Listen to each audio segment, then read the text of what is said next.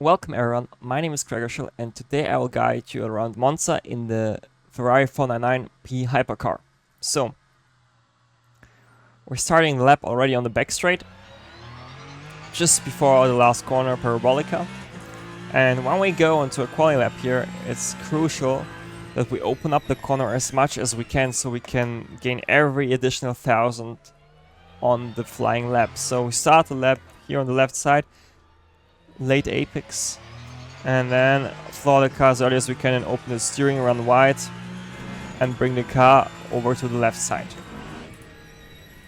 As we approach now turn 1, we already want to stay here on the left, as we want to not bring the car really late over it, as this can basically be a disadvantage for the turn-in process. So we try to be here on the left white line, follow it, and as early as we can we try to aim for our braking reference point.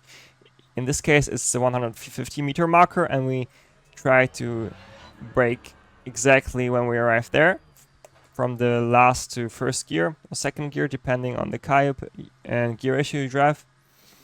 And it's really crucial that you stay as long as possible straight, because if you turn in too early, especially in those hypercars, you will then get the inside curb in the wrong angle, it will bounce you off and you won't be able to make the second corner.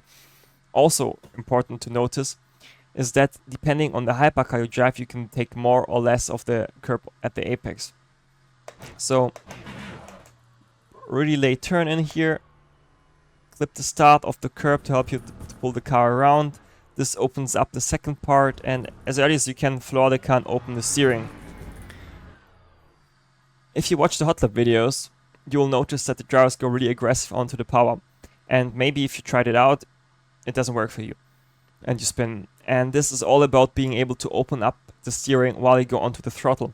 And just to visualize it a bit better, we will jump into Delta and have a look at turn 1. You see really well, this is the first part of the chicane. We have this throttle blip to basically position the car perfectly for the second corner. And this here now, if I go a bit more down here, you see really well how we try to essentially synchronize our throttle application with our steering application, right? So when we increase our throttle application, we want to simultaneously lower our steering or go into the neutral direction. So you see, as soon as the driver goes onto the throttle, the driver already starts to open up the steering at the same time.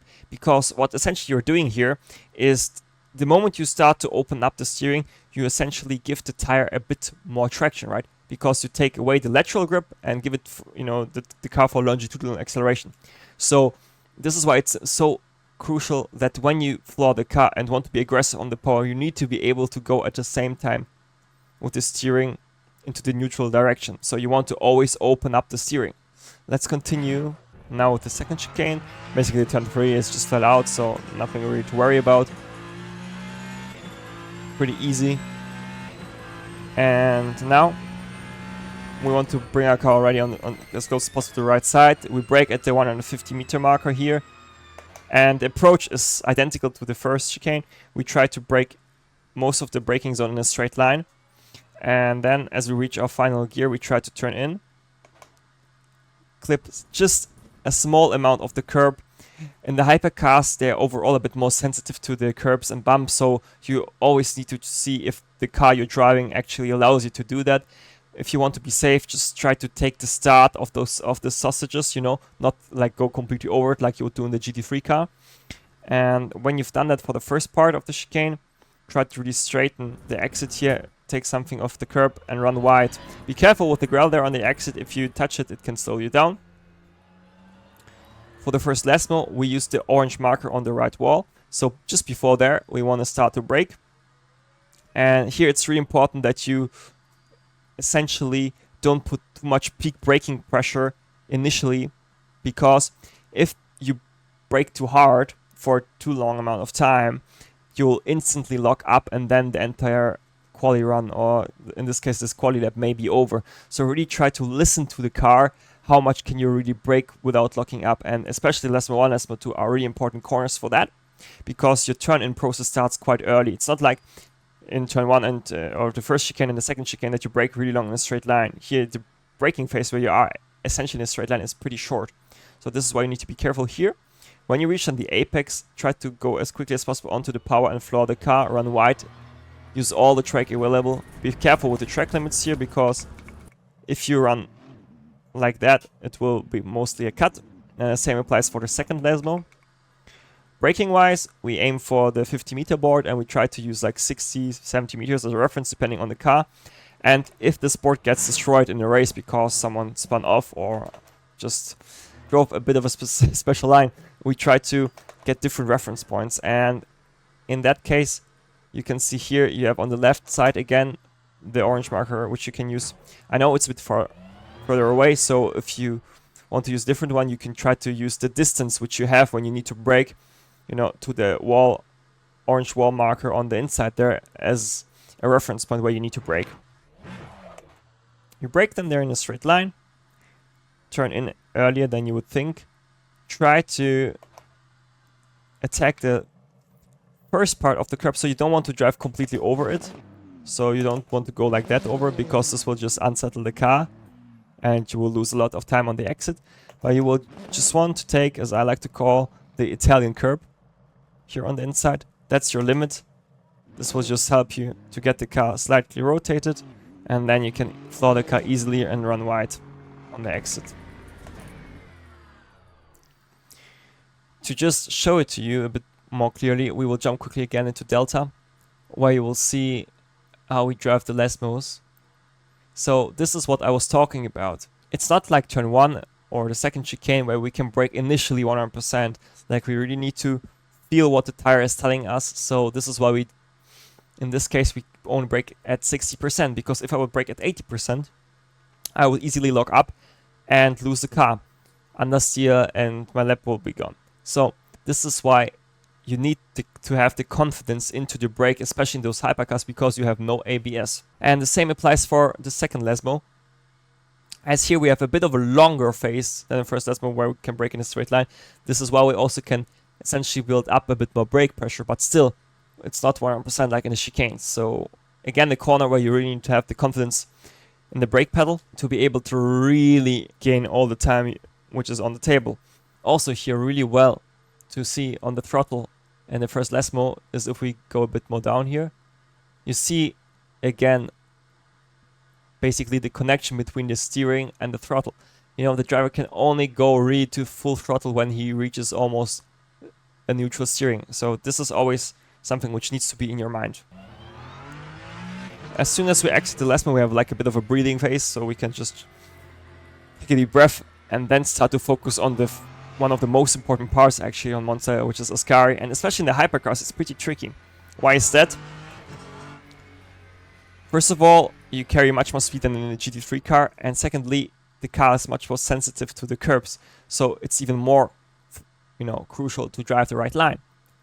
And as a braking point, you can use the bridge, for example, here, because you need to brake slightly earlier than in the GT3 cars.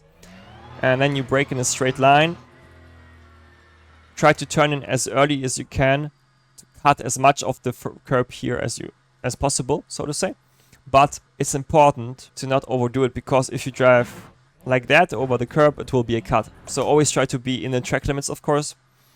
And when you were managing to cut the track accordingly, you will have a much better position out of the corner. And when you arrive here on the right side, what your target is, you can use a bit of the curb, but really important, don't use those yellow black sausages, because they will bounce the car off. So this is fine like that, but nothing more.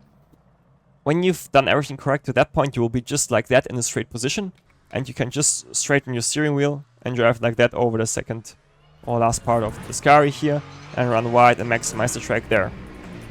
Just to symbolize it a bit better, let's have a look at our line in Delta again, because it's just so fundamental to get it right. So let's have a look here in that section, and then we go into the driving tab. We brake here in a straight line, and then we cut as much as we can here on the first part. So let's just jump a bit closer here. You see not a lot of room left here.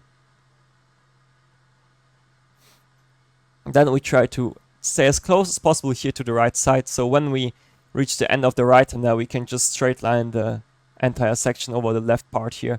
And this allows us the best possible exit onto the back straight. So when we arrive here, then we're almost done with the lap. And a lot of drivers do the mistake. They're thinking, oh yeah, they did the hardest part, and now they just need to bring the car home in the last one. But that's wrong, because Parabolica, the last corner of Monza, is such a tricky corner. You can lose the entire lap there with just a small mistake. Why is that? Your focus is a bit, a bit lower. So because you're almost done with the lap. So this is why you need to already tell yourself, hey, I need to get now also the last corner, right? And especially if you're on a really decent lap to that point, you can gain a lot of time in Parabolica if you approach it a bit more aggressive and you try to brake as late as possible. On the other hand, if you want to take it safe and you brake slightly earlier, you will lose a lot of time. So that's why it's important to get the braking point right.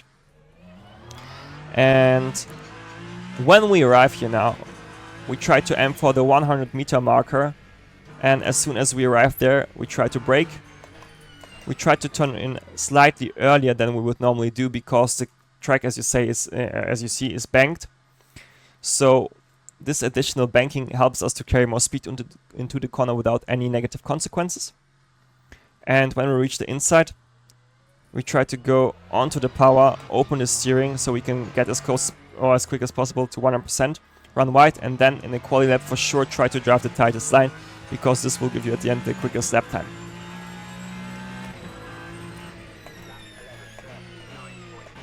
That's it for the lap guide. I hope it was useful. If you want to compare your own lap against the lap we checked out, make sure to get Delta.